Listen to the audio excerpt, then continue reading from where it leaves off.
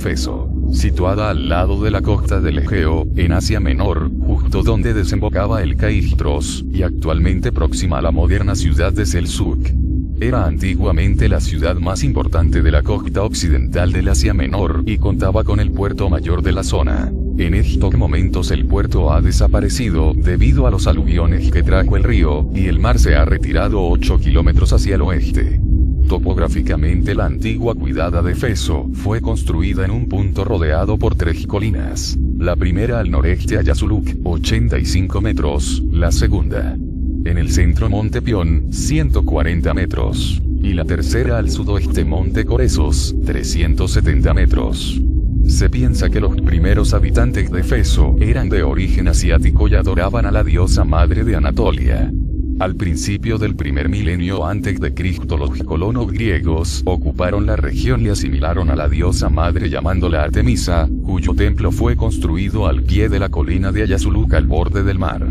Hacia mediados del siglo VI a.C., Creso rey Lidio conquistó la ciudad, pero al ser vencido por Ciro en el año 547 a.C., Éfeso pasó a pertenecer a los persas. El templo de Artemisa, que había sido hecho por los lidios, fue víctima de un incendio en el año 356 a.C., según la tradición. En aquel momento la diosa había abandonado su templo para ayudar a la madre de Alejandro Magno en su parto. Por esta razón, la diosa acabándolo hacia mediados del siglo III a.C., este edificio fue considerado una de las 7 maravillas del mundo. Los romanos llegaron a Éfeso en el 133 a.C.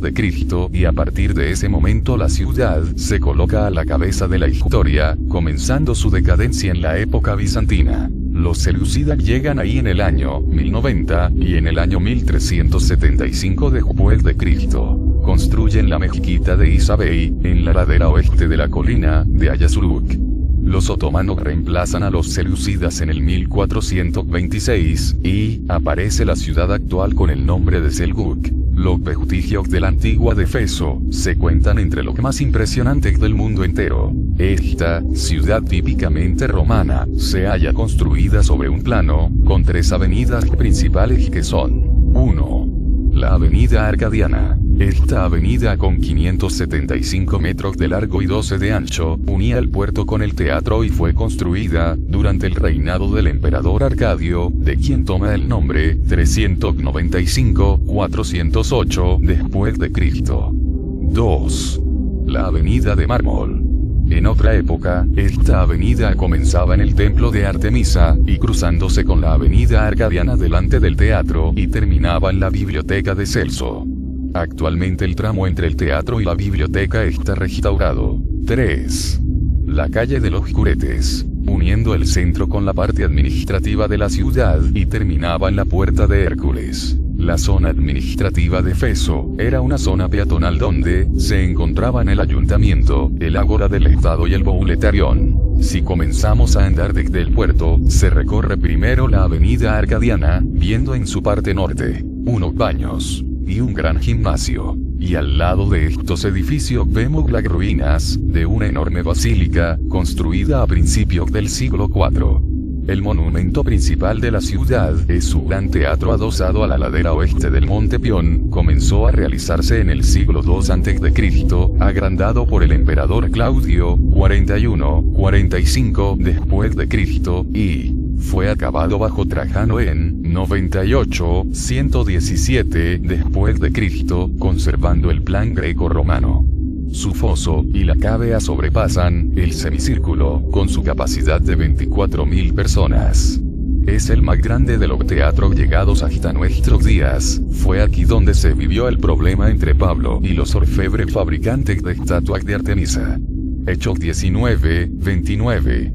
El ágora comercial se sitúa cerca del teatro al lado de la avenida de Mármol. Fue construida en el período helenístico y ensanchada en la época romana. Su forma es la de un cuadrado perfecto de 120 metros de lado, y estaba rodeada de columnas y de pórticos decorados con estatuas. Al sur del ágora vemos la biblioteca de Celso, obra de 110 después de Cristo, construida en honor del procónsul Julio Celso por su hijo Alquila. A la salida de la biblioteca vemos la calle que nos conduce a la zona administrativa. Egla conocida con el nombre de Calle de los Curetes. En ella podemos ver el templo de Adriano, la terma de Escolástica, la fuente de Trajano y la puerta de Hércules. Fuera de la ciudad vemos el lugar del emplazamiento del templo de Artemisa, la edificación más grande del mundo helenístico, que mide 123 metros por 60 metros, poseía 127 columnas de 18 metros de altura. La ciudad tuvo un gran papel en la acción misionera del apóstol Pablo.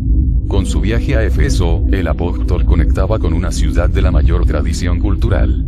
Aquella ciudad jónica del Asia Menor era la ciudad de Hornero, de Heráclito, y de Pitágoras, la ciudad de Heródoto, y de Tales de Mileto. También en tiempos de Pablo era Éfeso una avanzadilla de la filosofía, el arte y el comercio, además de centro de los cultos paganos.